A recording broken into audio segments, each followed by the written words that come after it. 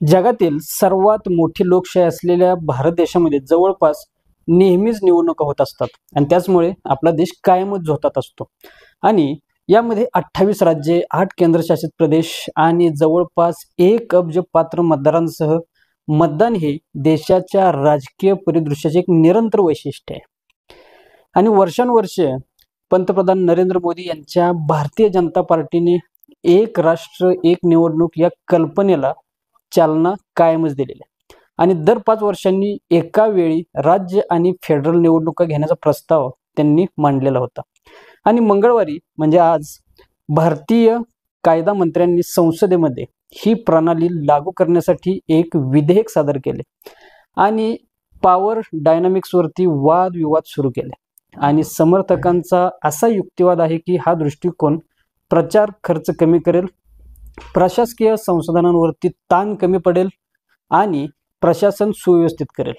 मात्र एकाच वर्षी निवडणुका घेण्याची जी शिफारस आहे शिफारस करणाऱ्या 9 सदस्य समितीचे नेतृत्व करणारे माजी राष्ट्रपती रामनाथ कोविंद यांनी भारताच्या GDPला 1.5% चालना देणाऱ्या अर्थतज्ञांचा हवाला देऊन याला गेम चेंजर म्हटले आहे. आणि तथापि टीकाकार चेतावणी देतात की यामुळे भारताची सांघीय संरचना जी आहे ती नष्ट होऊ शकते, केंद्रात सत्ता केंद्रित होऊ शकते आणि राज्यांची स्वायत्तता कमकुवत होऊ शकते.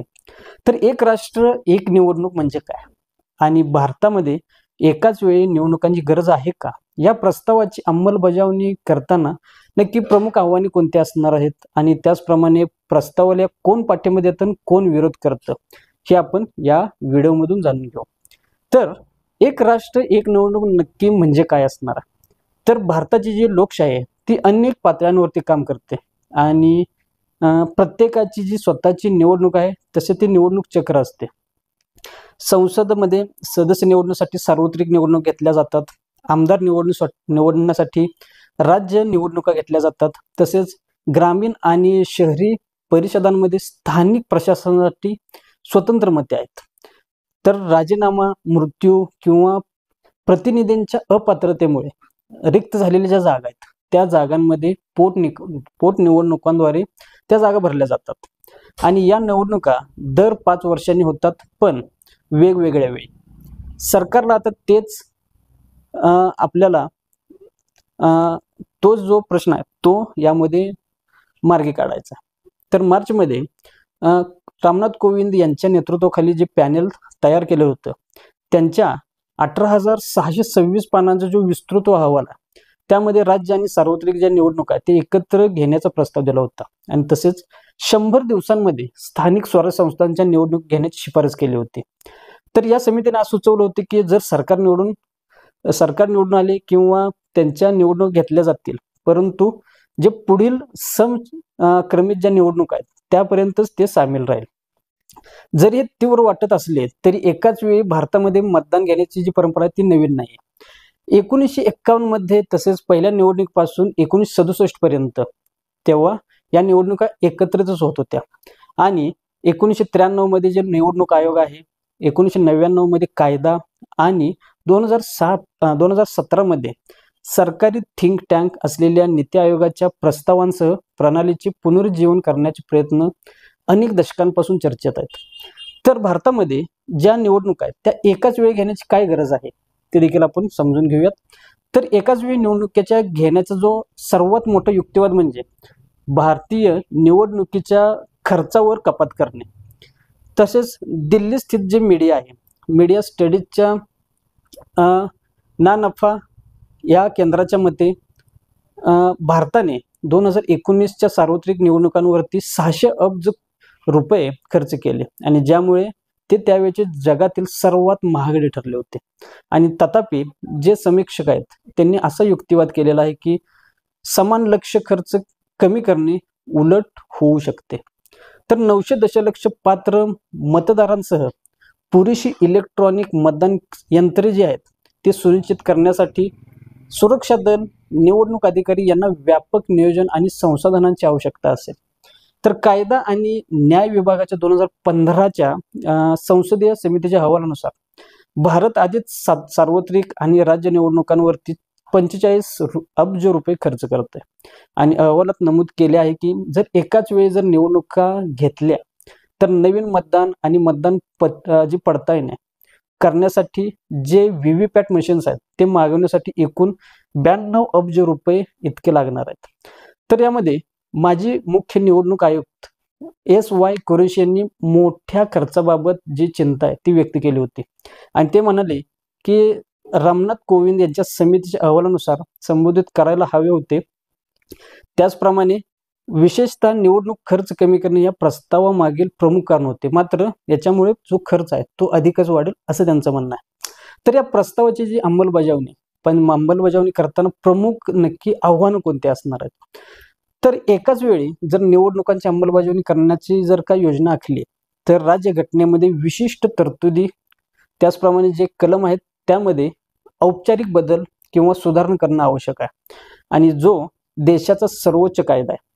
तर यातील काही बदलांना भारतातील 28 राज्यांच्या किमान निम्म्या विधानसभांची मान्यता मिळणे आवश्यक आहे आणि त्याचप्रमाणे भाजपच्या नेतृत्वाखालील आघाडीच्या संसदेत साधे बहुमत जरी असेल तरी दुरुस्त्यांसाठी आवश्यक असलेले 2/3 जे बहुमत आहे ते मात्र त्यांच्याकडे नाही। कोविंद समितीने दक्षिण आफ्रिका असेल, स्वीडन असेल, इंडोनेशिया असेल यासारख्या देशांचे जे मॉडेल्स आहेत त्यांचा अभ्यास केला आणि भारतासाठी एक सर्वोत्तम पद्धत त्यांनी सुचवल्या होत्या की सप्टेंबरमध्ये मंत्रिमंडळाने एकाच वेळी निवडणूक घेण्याचे जो प्रस्ताव आहे त्याला मंजुरी दिली होती आणि गुरुवारी या प्रणालीला धक्का देणारी 2 विधेयक मंजूर केली आणि केंद्रीय कायदा मंत्री अर्जुन राम मेघवाल यांनी ही विधेयक संसदेत मांडली आहेत आणि एक विधेयक संयुक्त फेडरल आणि राज्य निवडणुकांचे सक्षम करण्यासाठी घटना दुरुस्ती आहे ती प्रस्तावित करते आणि जे दुसरं विधेयक आहे ते पाँडिचेरी आणि जम्मू काश्मीरमधील ज्या विधानसभा निवडणुका आहेत त्या सार्वत्रिक निवडणुकीच्या वेळापत्रकानुसार आरक्षित करण्याची आहे। तर यामध्ये विधेयक समिती किंवा विधेयक संसदीय समिती आहे यांच्याकडे ते पाठवण्यात आलं आणि त्याच्यावरती सहमती निर्माण करण्यासाठी राजकीय पक्षांशी सल्लामसलत करण्यासाठी ते तयार असल्याचे असे सरकारनं म्हटलंय। तर या प्रस्ताव जो आहे त्या प्रस्तावाला नक्की कोण पाठिंबा देतं आणि कोण विरोध करतं हे देखील आपण जाणूया। तर यामध्ये कोविंद समितीने अभिप्रायासाठी सर्व भारतीय पक्षांशी संपर्क साधला आणि त्याच्याच मध्ये जे 47 जणांनी त्यासाठी प्रतिसाद दिला होता आणि 32 जणांनी एकाच वेळी निवडणुकीला पाठिंबा दिला आणि जे इतर 15 सदस्य आहेत त्यांनी विरोध केला। तर वेळ, खर्च, संसाधने याच्यामध्ये बचतीचा हवाला देत बहुतेक समर्थक भाजपचे मित्रपक्ष किंवा मित्रपक्ष होते। त्याचप्रमाणे भाजपने असा युक्तिवाद केला की आदर्श आचारसंहितेमुळे कल्याणकारी योजनांना विलंब करून येत्या किंवा गेल्या 5 वर्षांमध्ये भारताचे 800 दिवसांचे शासन खर्ची पडते। तर पंतप्रधान मोदींनी एकाच वेळी निवडणुकांना पाठिंबा दिला तर यामध्ये वारंवार निवडणुका ज्या आहेत त्या देशाच्या प्रगतीस अडथळा करत आहेत असे ते ऑगस्टमध्ये म्हटले होते। तर दर 3 ते 6 महिन्यांनी निवडणुका होत असल्याने प्रत्येक योजना निवडणुकीशी जोडलेली असते।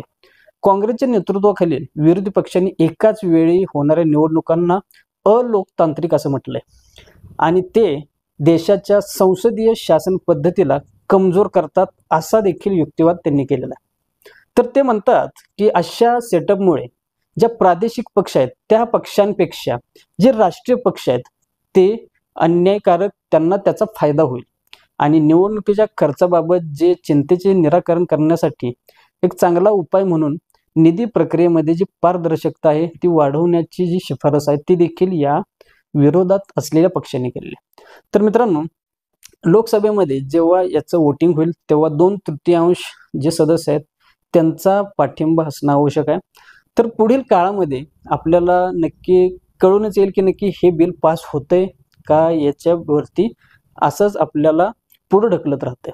तर तुम्हाला काय नक्की वाटतं, आपल्या देशामध्ये 1 नेशन 1 इलेक्शन हे बिल पास व्हायला पाहिजे किंवा जर हे पास झाले तर त्याचा तोटा कोणाला होईल आणि काय होईल हे नक्कीच कमेंट करा। आता भेटूया पुढील व्हिडिओमध्ये।